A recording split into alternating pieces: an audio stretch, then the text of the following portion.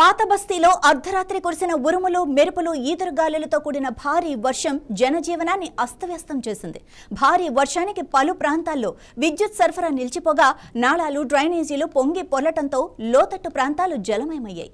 ఆలియాబాద్, శివగంగానగర్, ఛత్రీనాక, అచ్చయ్యనగర్ తదితర ప్రాంతాల్లో మోకాళ్ల లోతు వరకు వరద నీరు చేరటంతో ప్రజలు తీవ్ర ఇబ్బందులు ఎదుర్కొన్నారు.